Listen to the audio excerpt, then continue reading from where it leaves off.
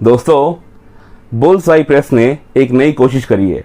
इस publishing house ने राज रहमान नाम के ये जो दो जासूसी किरदार हैं इनको इंट्रोड्यूस किया है और इसी के साथ भारतीय कॉमिक्स जगत में डिटेक्टिव जॉनर की वापसी कराई है। इनकी ये नवीनतम पेशकश राज रहमान और घर्षणपुर का प्रेत। जी हाँ, ये इस डिटेक्टिव सीरीज की पहली कॉमिक्स है, पहली कहानी है और ये मैं पढ़ चुका हूँ। तो आइए अब देखते हैं कि ये कोशिश कितनी कामयाब, कितनी जानदार साबित हुई है। मेरा नाम है धीरेन्द्र। दोस्तों, बने रहिए मेरे साथ। आप देख रहे हैं कॉमिक्स एनिमल।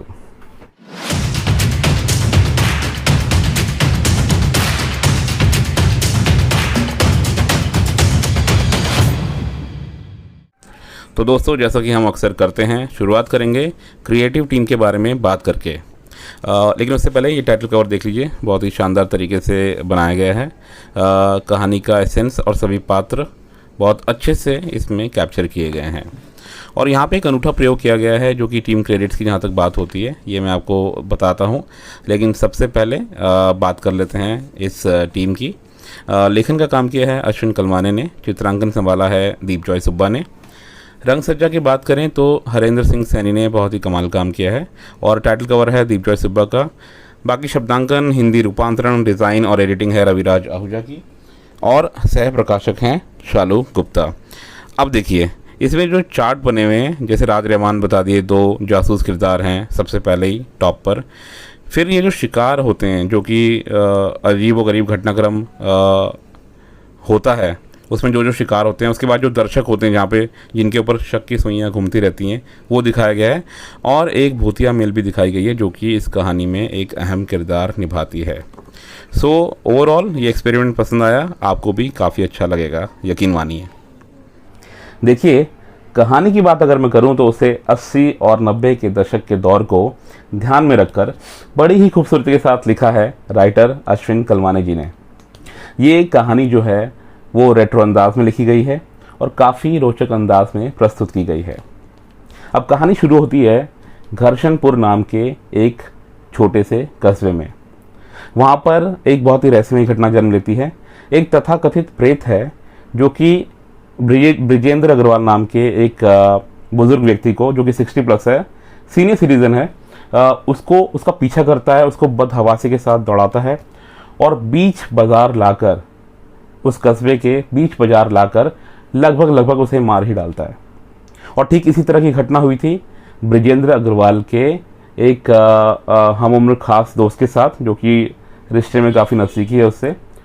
उसके साथ भी सिमिलर घटना होती है कुछ वक्त पूर्व। तो ये घटनाएं क्यों हो रही है? कौन है ये प्रेत जो कि इन बुजुर्ग दोस्तों को प्रताड़ित कर रहा है, उनका पीछा कर रहा है, उन्हें हरास कर रहा है, उन्हें हॉन्ट कर रहा है? इस पूरे प्रकरण की जांच पड़ताल के लिए, क्योंकि अक्सर देखा जाता है कि पुलिस हाथ खड़े कर देती है ऐसे पेचीदगियों से भरे हुए केस को डील करते वक्त, तो ऐसे में बुलाया जाता है जासूस जोड़ी राज रहमान को और वो आके अपनी जांच पड़ताल शुरू करते हैं। लेकिन वो जब अपने उस आसपास के वारदात, मौका वारदात के आसपास के माहौल में लोगों से मुखातिब होते हैं, सवाल जवाब करते हैं, तो उनको अपने सवालों के सेटिस्फैक्ट्री जवाब नहीं मिलते हैं, बल्कि उनकी मुश्किलें और बढ़ जाती हैं और एक कहानी को बहुत ही एक रोचक मोड़ देती है। इसकी आगे कहानी मैं आपको नहीं बताऊंगा, उसके लिए आपको कॉमिक्स पढ़नी पड़ेगी ये जानने के लिए कि आगे का घटनाक्रम क्या स्वरूप लेता है। मैं आपको बस एक बात बताना चाहूँगा कि ये जो कॉमिक्स है, जो कहानी है, इसमें डिटेक्टिव जॉनर के सभी तत्व मौजूद हैं। आपको बहुत मज़ा आएगा इसमें। देखिए, जो क्या होता है, एक सस्पेंस होता है, सस्पेंस से भरपूर होती हैं जितनी भी डिटेक्टिव सीरीज़ होती हैं।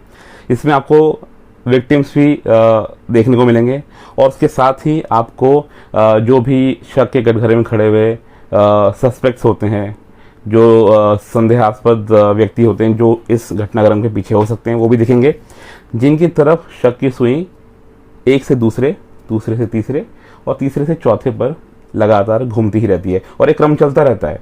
तो सस्पेंस बना रहता है, उतार चढ़ाव आते रहते हैं और काफ़ी दिलचस्प रहता है पूरा वाकया। और इन संजीदगियों और इन पेचीदगियों के बीच मजाक के कुछ हल्के फुल्के मोमेंट्स भी हैं जो कि आप इंजॉय करेंगे। और लास्ट में आके जब भेद खुलता है, राज फाश होता है, असली मुजरिम सामने आता है, तो आप हैरत में पड़ जाते हैं। मतलब उसमें वो सरप्राइजिंग फैक्टर है जो कि एक अच्छी डिटेक्टिव सीरीज़ या कहानी की पहचान होती है। तो मज़ा आएगा आपको इस कहानी को पढ़ने में, बहुत ही रोचक अंदाज में बताई गई है। आर्टवर्क की बात चल पड़ी है तो दीपजॉय सुब्बा कहाँ पीछे रहने वाले हैं। इनकी तारीफ़ बहुत सुनी थी मैंने रविराज जी के मुँह से, और आई थिंक अब वक्त आ गया है कि हम और आप खुद देख सकें कि कितनी कुशलता के साथ दीपजॉय ने रविराज भाई की बात की लाज रख ली है। आर्ट सब्जेक्टिव होता है, मानता हूँ, इसमें कोई दो राय नहीं है। किसी को पसंद आता है, किसी को नहीं, बट मुझे पसंद आया, बहुत पसंद आया। सबसे अच्छी बात, जो कहानी का ब्रीफ मिला होगा दीपजॉय को, उन्होंने उसके मुताबिक काम किया है। जैसे कि मैंने आपको पहले बताया कि इसको रेट्रो फील दिया गया है। पुराने वक्त की जासूसी धारावाहिक याद कीजिए, जैसे कि व्योमकेश बख्शी हो गया। खैर उसमें शहर कोलकाता था, यहाँ पे बैकड्रॉप डिफरेंट है, दिल्ली का सेटअप है, but hope you got the point. वो ईरा, वो मूड, वो लिबास, वो व्यवहार, वो समाज, सब कुछ बहुत अच्छे से कैप्चर किया है दीपजॉय ने। बाकी हरिंदर सिंह सैनी की रंगसज्जा भी बहुत प्रभावी है और कहानी के मूड के हिसाब से सटीक बैठती है। दिख रहा है कि पूरी टीम ने एकजुट होकर एक मन से काम किया है। लेटरिंग, ट्रांसलेशन, डिज़ाइन और एडिटिंग का जो भार है वो संभाला है रविराज आहूजा ने, जो कि पब्लिशिंग की कमान भी संभालते हैं। तो लेटरिंग उनकी हमेशा की तरह बेहतरीन है और हमें स्पेशलिस्ट चाहिए होते हैं, ऐसा मेरा मानना है, खासकर लेटरिंग के क्षेत्र में, क्योंकि बहुत ही संजीदगी से काम करना होता है, पूरी फीलिंग के साथ, पूरी अंडरस्टैंडिंग के साथ। अभी फ़िलहाल सिर्फ गिने चुने लोग ही याद आते हैं। ट्रांसलेशन पर मैं ज़्यादा कुछ कह नहीं पाऊँगा, क्योंकि अंग्रेजी संस्करण मैंने ख़रीदा नहीं है और जो चीज़ पढ़ी नहीं है तो फिर उसका जो हिंदी संस्करण है उसके बारे में बात करके क्या ही फ़ायदा। बाकी शब्दों का चयन बहुत बढ़िया किया गया है, पेज डिज़ाइन भी बढ़िया है, 2-3 जगह माइनर स्पेलिंग मिस्टेक्स है, अगर उसको इग्नोर किया जाए तो एडिटिंग भी बहुत अच्छे तरीके से की गई है। लेटरिंग का तो खैर मैं कायल हूँ, जैसे कि मैंने आपको पहले बताया, और गिने चुने 2 ही नाम आते हैं माइंड में, एक मंदार गंगेली जी हैं और अब रविराज। सो काफ़ी अच्छे तरीके से उन्होंने इस नए रोल को भी निभाया है, निभाते आ रहे हैं। खुशी होती है मुझे ये देखकर कि क्वालिटी वर्क हो रहा है, और लेटरिंग तो बहुत ही इम्पॉर्टेंट होती है क्योंकि वो आपके ओवरऑल रीडिंग एक्सपीरियंस को 4 चांद लगा देती है। अपने फेवरेट पैनल्स की बात करने से पहले मैं आपको ये बताना चाहूँगा कि यहाँ एक अच्छा प्रयोग किया गया है। अमूमन 6 पैनल्स देखने को मिलेंगे आपको किसी भी कॉमिक्स में, पर यहाँ ऑलमोस्ट 80% कॉमिक्स में आपको 9 पैनल्स पर पेज देखने को मिलेंगे, जो कि आपका रीडिंग एक्सपीरियंस अच्छा बनाते हैं। देखिए, हर एक पलटते पेज के साथ आपको 9 पैनल्स एक पेज में देखने को मिलेंगे। चलिए अब बात कर लेता हूँ मैं अपने फेवरेट पैनल्स की। Let me just look through those pages. सबसे पहले मैं आगे शुरुआत करूँगा पेज नंबर 6 और 7 पे मैंने देखा था वो सीरीज़ ऑफ पैनल्स। जी ये रहे। तो देखिए यहाँ पे जो आपको पुरानी मिल दिखाई दे रही है, सबसे नीचे वाला है जो पैनल है, यहाँ से अगर हम शुरुआत करें और अगले पेजेस की तरफ बढ़ें तो आपको हार्डली, मतलब ये रहा देखिए क्लोज़र लुक। अब यहाँ से आगे बढ़ेंगे तो आपको हार्डली कोई डायलॉग बॉक्स देखने को मिलेगा, लेकिन ये वो सीन है जहाँ पे रहमान जासूसी के लिए जाता है। इस मिल में वर्षों पहले आग लगी थी तो उसकी जांच पड़ताल के लिए जाता है। तो काफ़ी अच्छे से बिना किसी डायलॉग के ये पैनल्स कहानी को आगे बढ़ाते हैं। अब अगर मैं आगे बढ़ूं तो पेज नंबर 10 पे भी मुझे एक ख़ास तौर पे अच्छा दिखा था। यहाँ पे रहमान मतलब थोड़ा सा क्रोधित हो जाता है, मतलब जांच पड़ताल के दौरान जो भी तथ्य सामने आते हैं उससे वो थोड़ा सा गुस्सा हो जाता है, और वो किस तरह से अपनी अपनी एकाग्रता वापस पाता है, एकदम शांत मन से सांस लेता है, लंबी सांस छोड़ता है, काउंटिंग करता है ठंडा होने के लिए। वो फ्रेम दर फ्रेम मतलब दिखाया गया है बहुत ही खूबसूरत तरीके से।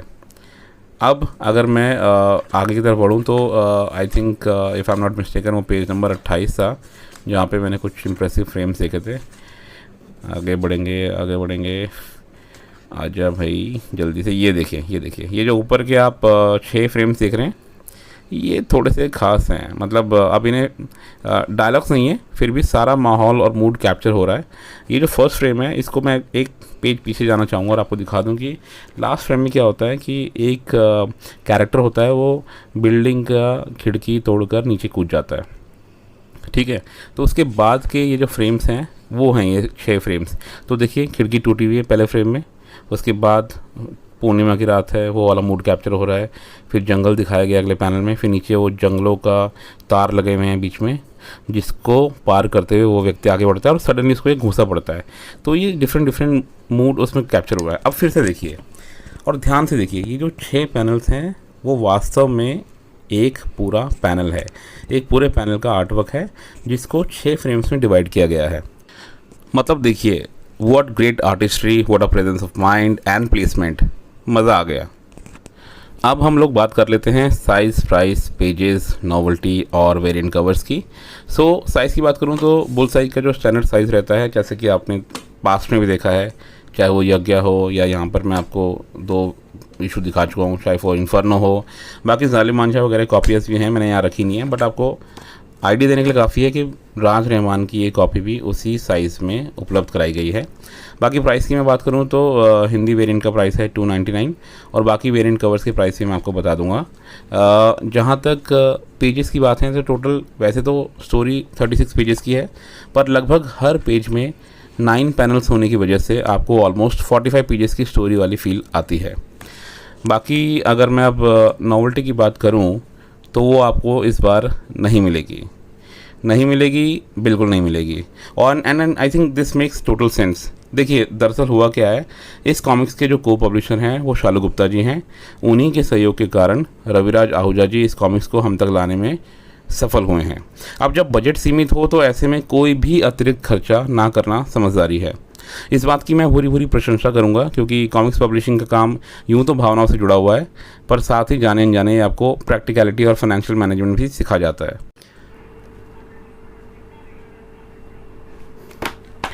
तो दोस्तों, अब अगर मैं फाइनल वर्डिक्ट के बारे में बात करूं तो मैं इस निर्णय पर पहुंचा हूं कि भाई मुझे तो ये कॉमिक बुक बहुत ही ज़्यादा पसंद आई है। मैं आपको कारण भी गिना देता हूं क्यों। पहला कारण, दोस्तों, ये जो नैरेटिव है ये 1 शॉर्ट स्टोरी लाइन है, मतलब इसका कोई सीक्वल नहीं है। इस एक कॉमिक बुक के अंदर ये अपने आप में पूरी कंप्लीट स्टोरी है, जो कि आजकल अमूमन देखने को नहीं मिलता है। सीरीज़ की फॉर्म में स्टोरीज आ रही हैं और हमसे भाई अब इतना इंतज़ार नहीं होता है। तो अगर इस कॉमिक बुक को अपने हाथ में ले लिया है तो निश्चिंत रहिए, ये पूरी कहानी इसी एक कॉमिक बुक में कंप्लीट होती हुई मिलेगी आपको।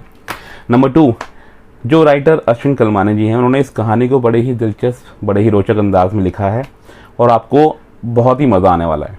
नंबर 3, इसकी जो एंडिंग है वो कहीं से भी एब्रप्ट नहीं लगती है। मतलब यही एक सक्सेसफुल कहानी की मतलब निशानियाँ होती हैं। This comic, like most other successful comics, has a nice beginning, it has an engaging middle and a proper ending. मतलब जो एंडिंग है, जो इसका क्लाइमेक्स है, वो कहीं से भी रश नहीं लगता है, फोर्सफुल नहीं लगता है। एक ऑर्गेनिक अंदाज में बढ़ते हुए आप जो क्लाइमेक्स है उसको मूर्त रूप तक ले जाया जाता है और यहीं पे अश्विन कलमाने जी अपनी योग्यता को साबित कर देते हैं। नंबर 4, जो आर्टिस्ट दीपजॉय सुब्बा हैं, उन्होंने भरपूर साथ दिया है राइटर महोदय का। उस ज़माने का जो फील था, माहौल था, लोग थे, उसको बहुत अच्छे से अपने आर्टवर्क के ज़रिए कैप्चर किया है। ये जो स्टोरी लाइन है, कॉमिक बुक है, इसे आप खरीदेंगे तो यकीन मानिए आप निराश नहीं होंगे, आपको बहुत मज़ा आने वाला है। और ये जो प्रयास किया है बुलसाई प्रेस ने, ये एक बहुत ही ईमानदार प्रयास है और मैं मानता हूँ ये ना सिर्फ सराहनीय है बल्कि इस प्रयास को हर तरीके का सपोर्ट मिलना चाहिए। चलिए, इसी नोट के साथ आज फिलहाल मैं आपसे विदा लूँगा। जल्दी मुलाकात करेंगे किसी और वीडियो में, तब तक के लिए गुड बाय।